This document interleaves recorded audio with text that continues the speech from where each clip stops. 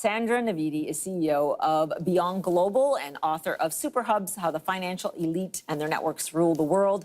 Sandra, men are still ruling the world, according to you. I mean, were you surprised by those comments? I was shocked, though I shouldn't have been surprised, because I myself have worked in the financial industry for 2 decades. I've experienced this kind of attitude myself. I've witnessed it with regard to other women, and I've done a lot of research on it for my book, where I had to at some point explain why I'm only writing about men and why women are completely missing in action. Let's talk about the airline industry first. It is one of the most, it has been historically one of the most misogynistic, and we just have to start with what they ask and tell flight attendants to do. You tweeted a picture, in fact, of the fact that, you know, at one time to be a flight attendant, you had to be single. You had to be attractive. You had to be skinny. Yes, the airline industry has traditionally been rather male on the management level, and it's just a very conservative industry that has an engineering background. It's pushing boundaries, it's penetrating new territories, it's, you know, taming big, beautiful airplanes, as Trump probably would say. And those, this is probably associated with male strengths and not with female strengths. Females are still more seen as nurturing, warm, and when they are more assertive, it's seen as aggressive, which plays to their disadvantage. Sandra, what's going to change it?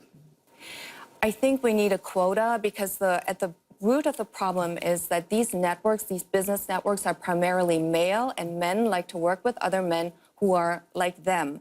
And it's harder for women to network because, first of all, women are more reluctant to use relationships in business more opportunistically.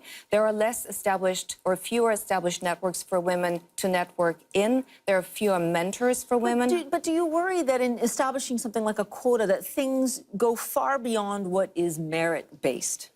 No, I don't, because we have seen good example in Scandinavia where they have started with a quota. Starting with a quota doesn't mean we have to use it ad infinitum, but if we just listen to those PR, things that the CEOs say, nothing much changes. And even if we look to Germany, nothing much has changed with regard to boards, for instance. You know, he got off easy because he was able to say, well, it was just lighthearted. It's always a joke. Yeah, it is. It's always a joke. Yeah.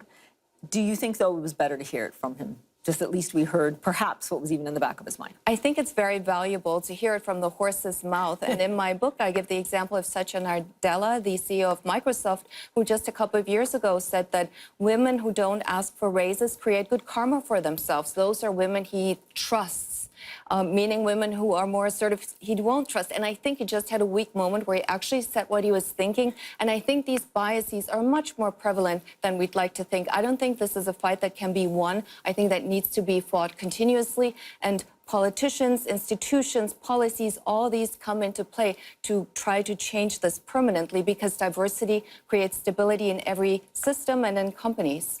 Gosh, I not only hope that the future women leaders of the world are listening, but the future male leaders of the world are listening. Thanks so much, Sandra. You're most Appreciate welcome. you coming in. Thank you, Coming Paula. up fast.